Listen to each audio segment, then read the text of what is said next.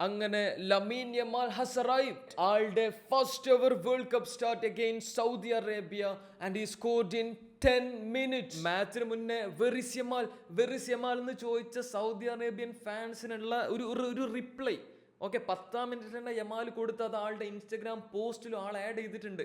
സംഭവം എന്താണെന്നറിയോ, ആ ഒരു വെറിസ് മെസ്സി 2022 അതിനുശേഷം ഇപ്പൊ യമാൽ ഇനി സ്പെയിൻ എങ്ങാനും world cup അടിക്കുമോ?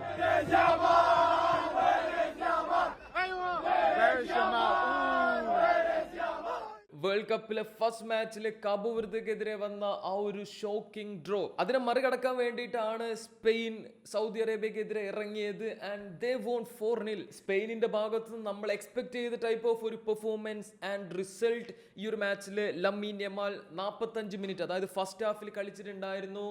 And he was decent എന്ന് പറയാനുള്ള കാരണം ലമീൻ യമാലിന്റെ ഒരു സ്റ്റാൻഡേർഡിൽ ആളുടെ ഒരു 50% ഒക്കെ ആൾ ഈ ഒരു മാച്ചിൽ എടുത്തിട്ടുള്ളൂ. അതിൽ തന്നെ ആ ഒരു കുറഞ്ഞ സമയത്ത് തന്നെ 4-5 ബ്ലിറ്റ്സ് ക്ലിയർ അറ്റംപ്റ്റ് ആൾ നടത്തി സൗദിയുടെ ബെസ്റ്റ് പ്ലെയർ എന്ന് നമുക്ക് കൺസിഡർ ചെയ്യാൻ പറ്റുന്ന അൾട്രൗസറിനെ നിലത്തൊന്ന് ഇരുത്തി. അതിനുശേഷം ആൾ എണീറ്റപ്പോൾ ഒന്നും കൂടെ വലിച്ചൊക്കെ പോയി. ബട്ട് എഗെയിൻ ആള് ഇഞ്ചുറിയിൽ നിന്ന് റിക്കവർ ആയി മെല്ലെ ഇങ്ങനെ റെഡി ആയി വരണുള്ളൂ. സോ ഫുൾ എഫേർട്ട് ഇട്ട് ഇപ്പൊ തന്നെ കളിക്കേണ്ട ആവശ്യമില്ല. എസ്പെഷ്യലി സ്പെയിൻ 3-0 ലീഡിലായിരുന്നു ആളെ സബ്ബൂട്ട് ചെയ്ത സമയത്ത്. Good decision by the coach. And ഈ ഒരു കളി കണ്ടപ്പോഴാണ് കേപ്പ് വെർദെയുടെ കീപ്പറുടെ ആയാലും ആ ഒരു ഡിഫൻസിന്റെ ആണെങ്കിലും ഒക്കെ ഒരു പെർഫോമൻസിന്റെ കാര്യം ഒന്നും കൂടെ എന്താ പറയാ നമ്മുടെ ഉള്ളിൽ ഇങ്ങനെ വരിക.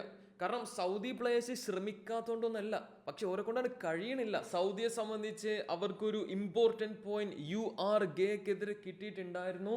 ഇനിയുള്ള മാച്ച് വേഴ്സസ് കാബോ വെർദെ, അതിൽ ആരാണോ ജയിക്കുന്നത് അല്ലെങ്കിൽ ആർക്കാണോ ബെറ്റർ ഒരു റിസൾട്ട് കിട്ടുന്നത് അവരടുത്ത സ്റ്റേജിക്ക് പോകട്ടോ. To be honest Cabo Verde URGനെയും സമനിലയിൽ തളച്ചിട്ടുണ്ടായിരുന്നു. 2-2 ഡ്രോ. അങ്ങനെ ഒരു ടീമിനെതിരെ സൗദിയുടെ ഈ ഒരു പെർഫോമൻസ് വെച്ചിട്ട് ജയിക്കാൻ കഴിയുമോ എന്നൊക്കെ ചോദിക്കുമ്പോൾ അറിയില്ല. നമുക്ക് അത് നമ്മളൊരു കാണേണ്ട പോരാട്ടമായി മാറുട്ടോ. URGക്കെതിരെ കേപ്പ് വെർദെയുടെ ഫസ്റ്റ് എവർ ഗോൾ 20-ാം മിനിറ്റിൽ ഒരു അത്രയും ലോങ് റേഞ്ച് എന്നുള്ള ഒരു ഫ്രീ കിക്ക് കിട്ടോ. വാളിന്റെ ഒരു പിഴവാന്ന് തന്നെ പറയാ. രണ്ടാളെ കൂടെ ഉള്ളിൽ കൂടെ ഒക്കെയാണ് പോയത് ആൻഡ് കീപ്പർ അത് ഒട്ടും എക്സ്പെക്ട് ചെയ്തില്ല. It's A goal. രണ്ടാമത്തെ കേപ്പ് വെർദെയുടെ ഗോൾ ഒരു തരത്തില് രണ്ടും URGയുടെ സില്ലി ബ്ലണ്ടേഴ്സ് ആണെന്ന് തന്നെ പറയാ. ആ ഒരു സിറ്റുവേഷനിൽ മുസ്ലേർ എന്തിനാണ് അങ്ങനെ പാറി വന്നത് എന്ന് എനിക്ക് സത്യം പറഞ്ഞാൽ മനസ്സിലായിട്ടില്ല. കാരണം ആളുടെ ലൈനിൽ തന്നെ പോയിട്ടുണ്ടായിരുന്നെങ്കിൽ URG ഡിഫൻഡേഴ്സിനെ കവർ ചെയ്യാനും സപ്പോർട്ട് ചെയ്യാനൊക്കെ ഉള്ള ഒരു സമയവും ഡിസ്റ്റൻസും ഒക്കെ അവിടെ ഉണ്ടായിരുന്നു. ആള് വന്നതുകൊണ്ടാണ് അത്രയും ഓപ്പൺ ആയിട്ടുള്ള ഒരു ഗോൾ ആയിട്ട് അത് മാറിയത്. ആൻഡ് വൊസീഞ്ഞ ആൾക്കാര് അവർ ചെയ്ത ഫോളോ ഒക്കെ തിരിച്ചെടുക്കും എന്നൊക്കെയാണ് പറയുന്നത് ഈ ഒരു മാച്ചിൽ ആളുടെ പെർഫോമൻസ് കാരണം. എന്താണെന്നറിയില്ല, വളരെ പുവർ എന്നല്ല, 1-2 സിറ്റുവേഷനിൽ അത്രയും സില്ലി ആയിട്ടുള്ള കാര്യങ്ങൾ ഈ മാച്ചിൽ ആൾ ചെയ്തിട്ടുണ്ടായിരുന്നു. ആള് പ്രോപ്പർലി ആ ഒരു ബോളിനെ ഗ്രാബ് ചെയ്യാത്തതുകൊണ്ട് യുറഗ്വയ് 3-ാമത്തെ ഗോൾ അടിച്ചതാ. ജസ്റ്റ് ഓഫ് സൈഡ് ആയതുകൊണ്ട് വൊസീന രക്ഷപ്പെട്ടു. ഇല്ലെങ്കിൽ അന്ന് പ്രൈസ് ചെയ്ത എല്ലാ ആൾക്കാരും ഇൻക്ലൂഡിങ് നമ്മൾ ആളെ ഊക്കിയിട്ടുണ്ടാവും. അല്ലെങ്കിൽ ആൾക്ക് കഴിഞ്ഞ മാച്ച് ജസ്റ്റ് ഒരു ലക്കാണ് ഇതാണെന്നൊക്കെ പറഞ്ഞു വന്നിട്ടുണ്ടാവും. ഈ ഒരു വേൾഡ് കപ്പിന് 2 പ്രത്യേകതകളാണ് ഇതുവരെ ഉണ്ടായിട്ടുള്ളത്. ഒന്നാമത്തെ ഒരു കേസ് ഗോൾ കീപ്പേഴ്സ്. ഓക്കെ, നമ്മൾ ആരും എക്സ്പെക്ട് ചെയ്യാത്ത, നമ്മൾ ആരും അറിയാത്ത കുഞ്ഞൻ ടീമിൽ നിന്നില്ല, എല്ലാ ടീമിലെയും ഗോൾ കീപ്പേഴ്സിന് ഒരു പ്രത്യേക തരം ഓറയുണ്ട്. അതുകൊണ്ടാണ് നമ്മൾ കുരസാവോ ആയാലും കേപ്പ് വെർദെ ആയാലും അങ്ങനെ കുറെ സ്മോളർ ടീമിന്റെ ഗോൾ കീപ്പേഴ്സ് ഇപ്പോൾ അത്രയും ഒരു നല്ല പ്രശസ്തിയിൽ നിൽക്കുക. അവർക്ക് നല്ലൊരു എക്സ്പോഷറും അവരുടെ പെർഫോമൻസ് കാണിക്കാനുള്ള ഒരു സ്റ്റേജ് ഒക്കെ കിട്ടി. ആ ഒരു ലിസ്റ്റിലേക്ക് ഒരു ന്യൂ അഡീഷൻ കൂടെ വന്നിരിക്കുകയാണ്. ഇറാൻ വേഴ്സസ് ബെൽജിയം മാച്ചിലെ പെർഫോമൻസിന് ശേഷം അലിറസ ബെയ്റൻവന്ത് almost 10 out of 10 performance as a goalkeeper, 7 saves from inside the box. ആളുടെ ഈ ഒരു പെർഫോമൻസ് കാരണം 2 ഗ്രൂപ്പ് സ്റ്റേജ് മാച്ചസിന് ശേഷം ബെൽജിയം ഇതുവരെ ഒരു ഗോൾ അടിച്ചിട്ടില്ല. ഈജിപ്തിനെതിരെ ആണെങ്കിൽ വരെ അവരുടെ ഏക ഗോൾ എന്നുള്ളത് ഒരു ഓൺ ഗോളാണ്. ഈജിപ്തിനെ കുറിച്ച് പറയുമ്പോൾ ന്യൂസിലാൻഡിനെതിരെ 3-1 ജയം ഈ ഒരു വേൾഡ് കപ്പിലെ അവരുടെ first win. And Mohamed Salah ഒരു goal and an assist. Right now ഈ ഒരു ഗ്രൂപ്പിൽ 1-ാം സ്ഥാനക്കാരായിട്ട് നിൽക്കുന്നത് ഈജിപ്താണ്. And അവർക്കിനി കളിക്കാനുള്ളത് Iran. ബെൽജിയത്തിനെ സംബന്ധിച്ച് അവർക്കിനി ന്യൂസിലാൻഡിനെതിരെയാണ് കളിക്കാനുള്ളത്. വേണമെന്ന് വിചാരിച്ച അവർക്ക് ജയിച്ചിട്ട് ഗ്രൂപ്പിൽ കടക്കാനുള്ളതൊക്കെ ഉള്ളൂ.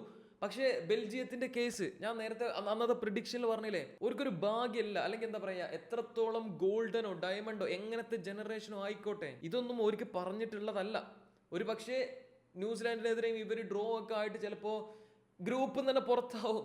എനിക്കറിയില്ല എന്താ സംഭവിക്കാൻ പോകുന്നത്. ഈ വേൾഡ് കപ്പിനെ ഡിഫറെന്റ് ആക്കുന്ന രണ്ടാമത്തെ കാര്യം എന്താണെന്നറിയോ? ഡാർക്ക് ഹോഴ്സസ് നമ്മൾ വേൾഡ് കപ്പിന് മുന്നേ ലേബൽ ചെയ്ത പല രാജ്യങ്ങളും ഒരു ഗോൾ അടിക്കാൻ വരെ സ്ട്രഗിൾ ചെയ്യാണ് after 2 match days.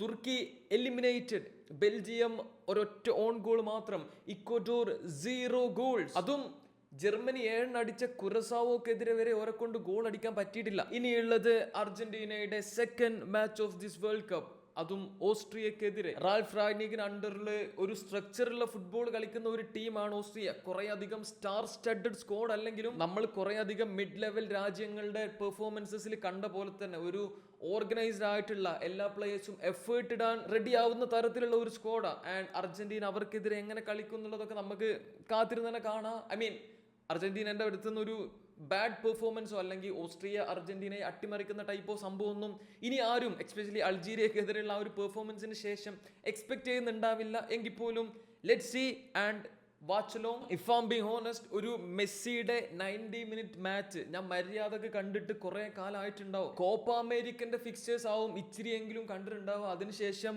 MLS guys come on now, MLS matches ഒന്നും ഞാൻ അങ്ങനെ അധികം കണ്ടിട്ടില്ല. ആ ഫൈനൽ അങ്ങനെ കുറച്ച് സംഭവങ്ങൾ മാറ്റി നിർത്തിയ. ആൻഡ് ഈ വേൾഡ് കപ്പിലെ ഫസ്റ്റ് മാച്ച് എനിക്ക് കാണാൻ പറ്റിയിട്ടില്ല. സോ യാ, ഒരു വാച്ച് ലോങ് നിങ്ങൾ വേണ്ടാന്ന് പറഞ്ഞാലും ഞാൻ മിക്കവാറും ചെയ്യുണ്ടാവും. കാരണം ഞാൻ എന്തായാലും ആ കളി കാണല്ലേ. അത്രക്കുള്ളൂ. നിങ്ങളുടെ പ്രിഡിക്ഷൻസ് ഒക്കെ കമന്റ് ചെയ്യുക. Bye bye.